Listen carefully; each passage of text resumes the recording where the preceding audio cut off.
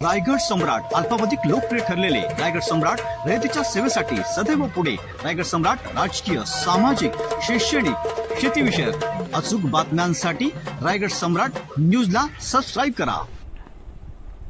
शेतकरी कामगार पक्ष करंजाडे आयोजित हळदी कुंकू समारंभ दिनांक 15 फेब्रुवारी रोजी मोठ्या उत्साहात पार पडला। या कार्यक्रमासाठी प्रमुख पाहुण्या जयम म्हात्रे चॅरिटेबल संस्थेच्या ममता प्रीतम म्हात्रे म्हणून उपस्थित राहिल्या। या कार्यक्रमाची सुरुवात मान्यवर महिलांच्या हस्ते गणेश पूजन, छत्रपती शिवाजी महाराज, माता सावित्रीबाई फुले यांच्या फोटोचे पूजन करून दीप प्रज्वलन करून करण्यात आली। या कार्यक्रमासाठी करंजाडेतील असंख्य महिलांनी उपस्थित राहून आनंद घेतला। महिलांनी अनेक खेळात भाग घेऊन बक्षीस आणि पैठण्या जिंकल्या।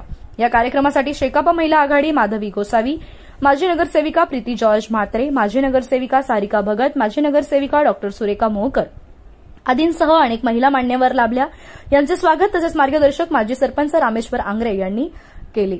या कार्यक्रमाचे आयोजन शेतकरी कामगार पक्षाच्या महिलांकडून कार्याध्यक्ष नीलम भगत, अध्यक्ष हेमा गोतमारे, उपाध्यक्ष रेश्मा पाडेकर, श्रुती दिवेकर, क्रांती जाधव, मनीषा सुरवसे, सुनीता शिंगाडे, अॅडव्होकेट अन्वी गुरव, नसीम शेख अशा कातकरी यांनी केले।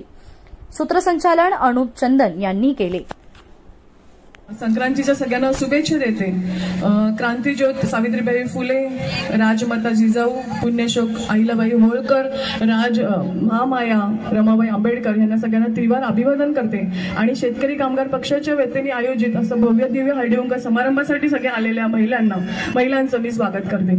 खरं तर आत्ताच 21 जानेवारी रोजी दादा आपण करंजाड्याच्या महिलांना काही पदं दिली होती आणि त्या पदं ज्यांनी तो भार सांभाळला अशा ज्या महिला असं यांना बघून मला इतकं कौतुक वाटलं की याच्यात सगळ्यातला ग्रॅज्युएट, वकील आणि ॲडव्होकेट मला वाटतं जास्त आहेत आणि त्यांचा जो उत्साह मी बघितला यांच्यामध्ये काम करण्याचा मला खूप चांगलं वाटलं। म्हणजे शेतकरी कामगार पक्ष आता जो पुढे जात आहे त्याच्याबद्दल आपल्याला पूर्ण गॅरंटी आहे। दादा तू घाबरू नकोस, सगळे तुझ्या पाठीशी आहे आणि ज्याप्रमाणे तू जे काय आरोग्य शिबिर म्हण काय जे काय कार्यक्रम राबवत असतो त्याला नक्की तुला यश येईल। तुझ्या नावातच रामेश्वर आहे, त्यामुळे 500 वर्षानंतर पण रामाची स्थापना झालेली आहे हे विसरू नका।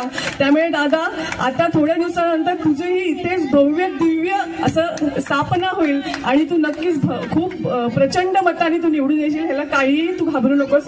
कारण हार जिथे होत असते आपण स्पोर्टिंगली घ्यायचं असतं, जरी पडला तरी तो घरात बसला नाही। दुसऱ्या दिवशीपासून दादा जो पक्षाच्या ऑफिसमध्ये यायला लागला आणि ती जी कामाची त्याची जी धुरा होती तिने सुरू ठेवली आणि हाच जोश हा शेतकरी कामगार पक्षाच्या कार्यकर्त्यांमध्ये आहे आणि त्यामुळे शेतकरी कामगार पक्ष नुसतं जिंकून आलाय, पडलाय म्हणून घरात बसत नाही, तर नाही निवडून आला तरी पण त्यांनी लोकांचं काम करायचं सोडलं नाही। त्यामुळे हा जोश हा फक्त शेतकरी कामगार पक्षामध्येच आहे आणि दादा तुका घाबरून जसं म्हणते नावातच रामेश्वर आहे बोलल्यानंतर नक्की तुझा विजय होणारच आहे। त्यामुळे मी सगळ्या महिलांना अशी साथ द्या अशी अपेक्षा व्यक्त करते आणि ज्या महिला आघाडी इथे उभ्या आहेत तुमचा उत्साह असाच ठेवा, कारण तुम्ही इतके एज्युकेटेड सगळ्या महिला मला दिसतात, त्यामुळे कुठेही आपल्याला आता थांबायचं नाही, सगळ्या महिलांना घेऊन आपल्याला पुढे जायचंय। आणि मी सगळ्यांना आम्हाला बोलवल्याबद्दल आणि आमचं इतकं छान आदरातिथ्य केल्याबद्दल सगळ्यांचं आभार मानते आणि जय हिंद जय महाराष्ट्र।